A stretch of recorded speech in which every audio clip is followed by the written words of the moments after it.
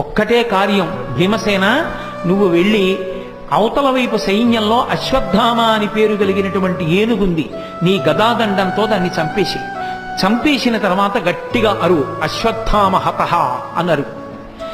మంచి యుద్ధం చేస్తున్నాడు ద్రోణాచార్యుల వారు.